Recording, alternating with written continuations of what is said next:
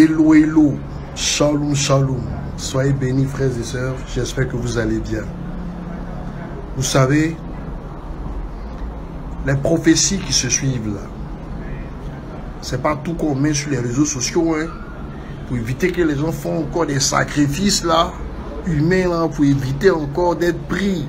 Est-ce que vous voyez? Mais je vais vous dire une chose. Cette adresse là, c'est pour l'armée de Côte d'Ivoire. Tout ce qui est armée en Côte d'Ivoire. Si vous n'acceptez pas la corruption qu'on vous donne à l'approche des élections, là, si vous n'acceptet pas la corruption, ou bien soit vous prenez la corruption qu'on vous donne, là, on met sur votre salaire, la bouffer. Et c'est l'angle de votre pays, bouffer. Mais je vais vous dire une chose. Est-ce que vous savez que vos salaires de 350 000 pour les SDO, ça va monter à 700 000 dans la nouvelle Côte d'Ivoire?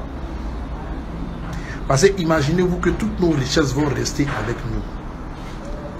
Toutes nos richesses vont rester avec nous. Vous allez avoir des largesses dans la nouvelle Côte d'Ivoire. C'est-à-dire que l'école de vos enfants, c'est-à-dire que la santé, vous serez pris comme tout bon citoyen. Et puis en plus, il y a quelque chose que je ne vous ai pas dit. Vous allez avoir des largesses. C'est-à-dire que quand on montre un militaire ivoirien ou bien on montre un policier ivoirien, là, il peut aller prendre voiture maison mère. Et puis l'État va payer.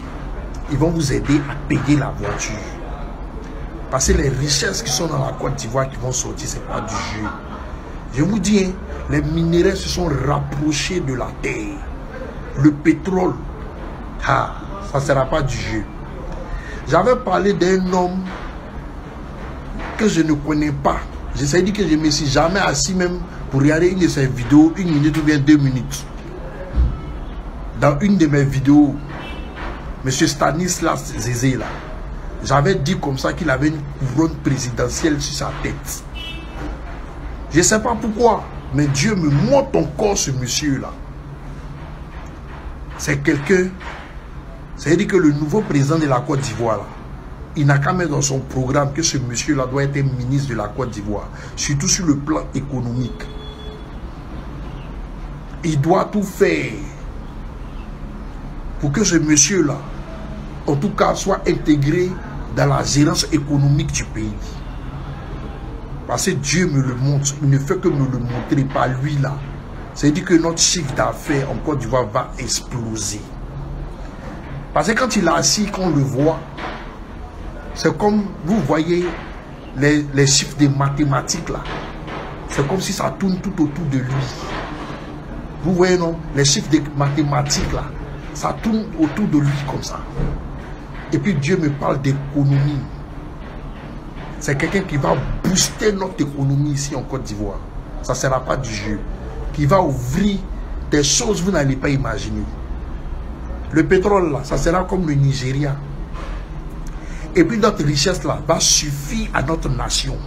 Vous savez pourquoi? Parce que la nation n'est pas grande. Mais les richesses même qui sont dans les eaux, c'est pas du jeu. Les richesses en or, c'est pas du jeu.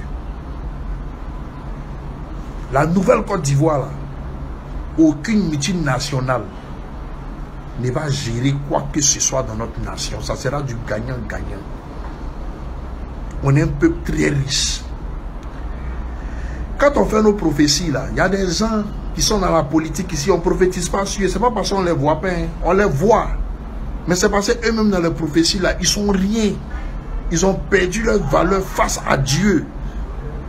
Vous vous rappelez, il y a un gars qui était à la CPI, le président Laurent Gbagbo, là, je ne veux même pas dire son nom, qui a pris le micro avec une orgueil pour dire, moi, je serai président dans ce pays-là. Lui-même, là, Dieu l'a coché à cause de la traîtrise. Dieu l'a coché à cause de son sale comportement. Dieu l'a coché à cause de la corruption. Actuellement, ce que Dieu est en train de faire dans le monde, regardez ce qui s'est passé au Népal. Dieu est en train de se lever contre toutes les nations pécheresses.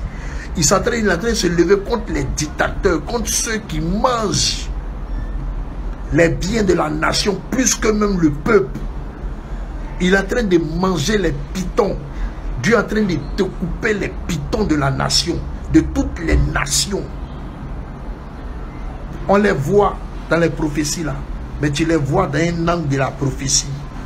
Ils sont insignifiants. Dieu les a détrônés. La grâce qui était sur eux là, Dieu a enlevé. Ils vont venir demander pardon, mais ils ne seront plus pareils.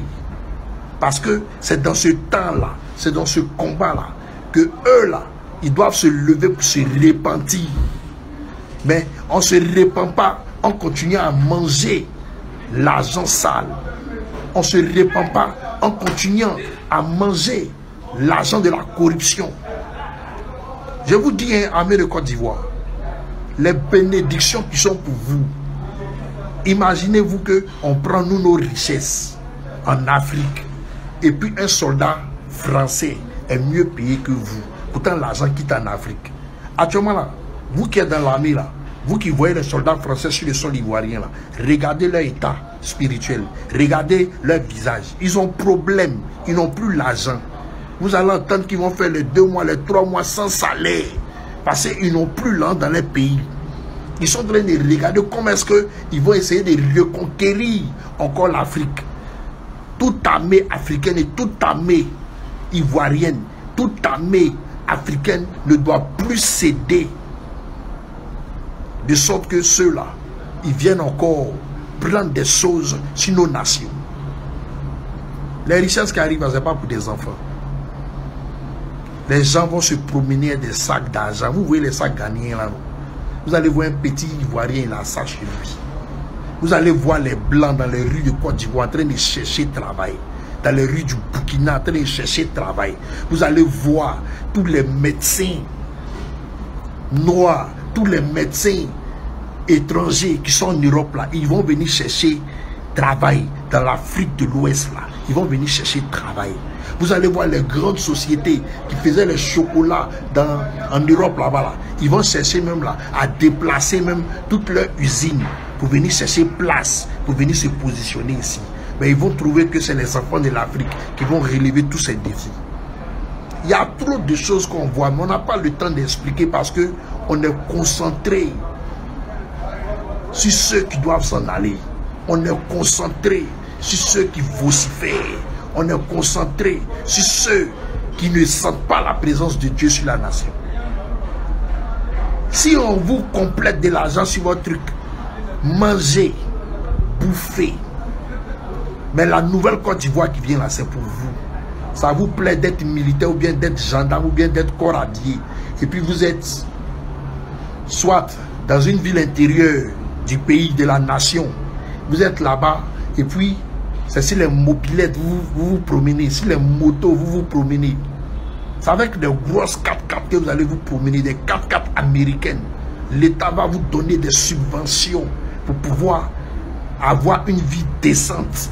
Le militaire même africain, là, quand il va commencer à travailler, surtout le Côte d'Ivoire, il va commencer à travailler à partir de 5 ans. Tu vas voir qu'il a déjà payé maison.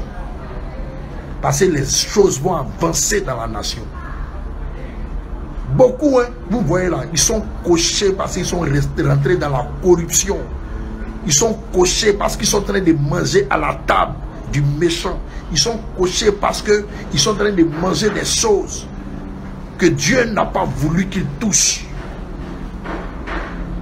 On les voit, mais on ne s'occupe pas d'eux. Parce que Dieu ne s'occupe pas d'eux. Ils ont la gueule. Vous dites, moi, il y a un président. Dieu a levé son aura sur eux. Ils sont rien. Ils seront rien dans la nouvelle Côte d'Ivoire qui arrive. C'était pour vous dire ça. Sur ce, shalom.